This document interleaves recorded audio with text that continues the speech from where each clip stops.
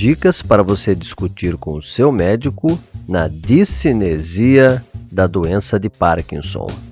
Vamos entender primeiro o que é uma discinesia na doença de Parkinson? Vamos? Daí fica mais fácil para você gerenciar esse problema. A primeira coisa que nós vamos fazer, então, é pedir a ajuda do nosso amigo aqui, o José. Eu vou rodar a cabeça do José e nós vamos fazer um corte na cabeça do José ao nível dos olhos.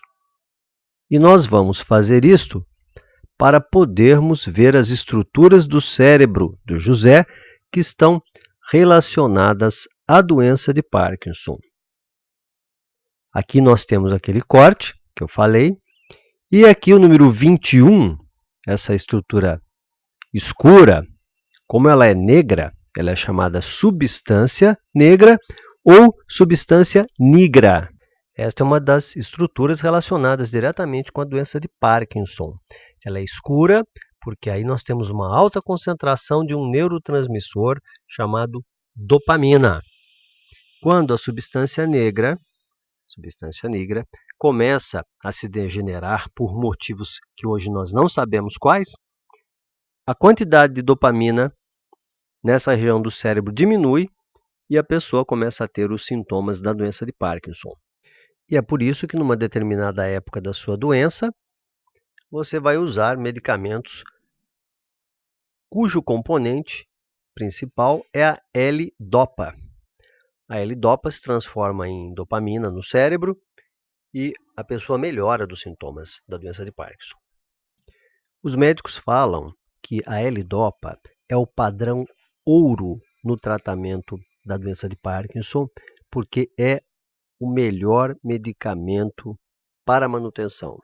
A absorção da L-Dopa ocorre no intestino delgado, é rápida, 10 a 15 minutos, porém você deve ingerir o medicamento de estômago vazio.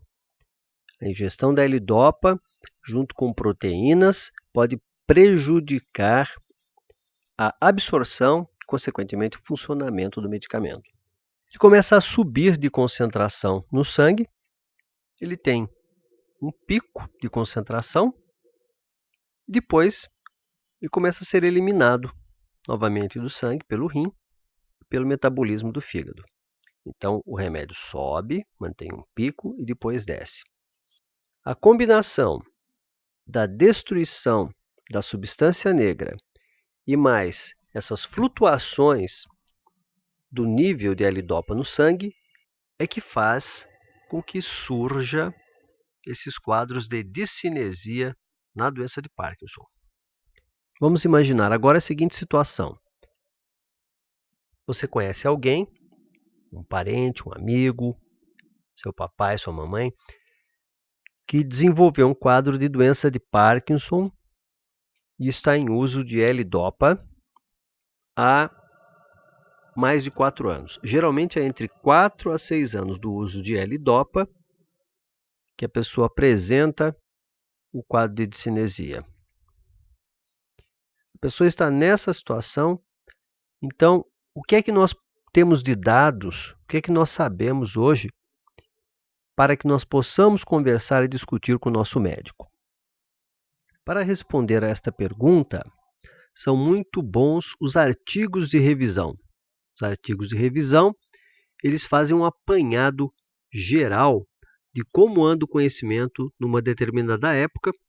Este artigo, que é livre na internet, é de 2012, um artigo da revista Doença de Parkinson, e nós vamos discutir as afirmativas principais desse artigo.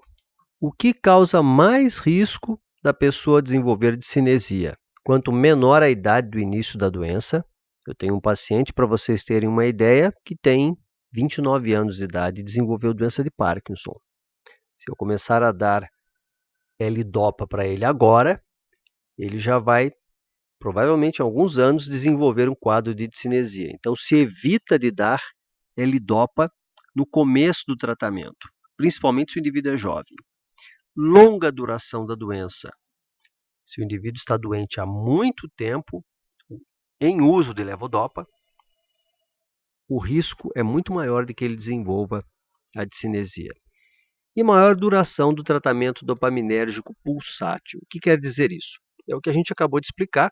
Você dá um comprimido para a pessoa, ela ingere, ocorre absorção no intestino delgado, o nível da L-Dopa vai lá em cima no sangue, fica alto. Ela vai eliminando aquilo, o nível vai caindo.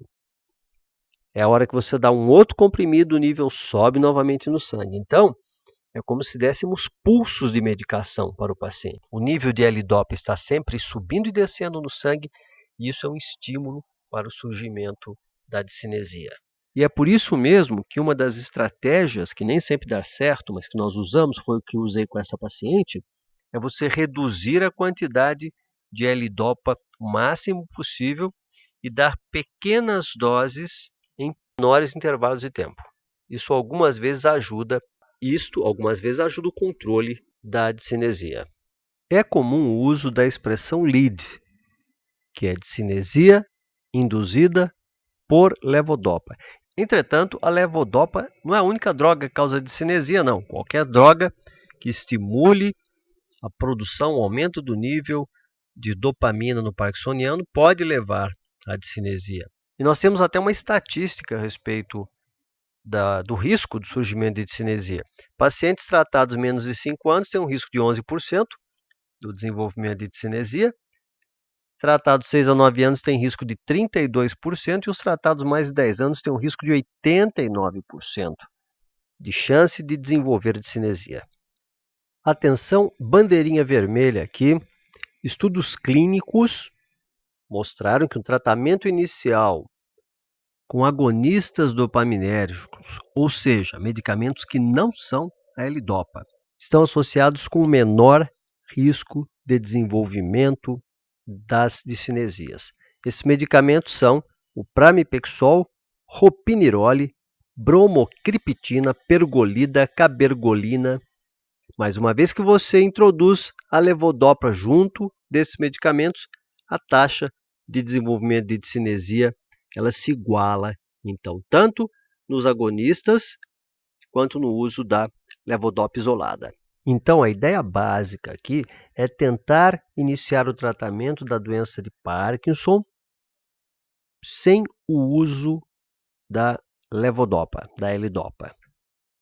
Após o aparecimento da discinesia, a primeira coisa que se faz é se substituir a levodopa de liberação controlada, aquela cuja liberação é mais lenta, é mais prolongada, pela levodopa de liberação imediata, porque ela é muito mais fácil de se controlar, ela é muito mais fácil de você manusear, do médico controlar os efeitos colaterais, porque a ação dela é mais rápida, inicia-se mais rapidamente, mas também termina mais rapidamente. Vamos tomar um exemplo aqui. Se você está usando Prolopa HBS, que é o de liberação prolongada, e começou com o quadro da discinesia, o ideal seria que você deixasse de usar essa medicação e que você passasse a usar o Prolopa convencional, o 250, numa dose em que o seu médico, junto com você, vai determinar qual é a ideal. Aí o controle das discinesias é muito mais fácil com o uso da droga na sua formulação convencional, na sua formulação de liberação rápida. Pelo mesmo motivo, a gente também deixa de usar os agentes que prolonguem a meia-vida da levodopa. Isto é, diante de um quadro de discinesia, você deixa de usar o entacapone. A segunda coisa que nós podemos fazer é interromper as outras terapias que pioram a discinesia com aqueles medicamentos que vão prolongar a atividade da dopamina, vão diminuir a sua degradação. Então você interrompe o uso de medicamentos, por exemplo, como a selegilina e a rasagilina. Terceira estratégia para a melhora das discinesias é você aumentar o número de administrações da levodopa em doses mais baixas, que foi o que nós fizemos com esta paciente. Nós entramos com a levodopa convencional, de eliminação rápida, de metabolização rápida, e nós começamos a dar o medicamento em pequenas doses de forma mais frequente, várias vezes ao dia. E o que ajuda muito às vezes também é nós associarmos um medicamento antidicinético, como por exemplo a amantadina, que é um recurso muito eficaz em alguns casos. Outra alternativa seria o uso da clozapina, que é um outro medicamento. E naqueles casos muito graves também, pode-se tentar o levodopa intraduodenal, em que você administra o medicamento diretamente no duodeno e no jejum, e esse método depende de uma gastrostomia cirúrgica. Existe como recurso ainda a cirurgia, tratamento cirúrgico para a doença de Parkinson, naqueles pacientes que têm discinesias bem importantes, que não responderam aos métodos anteriores. Entretanto, o paciente não pode ter nem demência e nem comprometimento neuropsiquiátrico. Então, ficam aqui essas dicas para você dos tratamentos que nós podemos realizar para melhorar as discinesias. Você pode conversar com o seu médico a respeito desses métodos todos. E para você que lê inglês, eu vou deixar o artigo original abaixo dessa postagem lá no Saúde e Ciência. Meu nome é Paulo Canda, eu sou neurologista. Agradeço que você tenha me acompanhado novamente e não deixe de nos visitar lá no saudeciencia.com.br. Aguardo você em nosso próximo encontro. Até lá!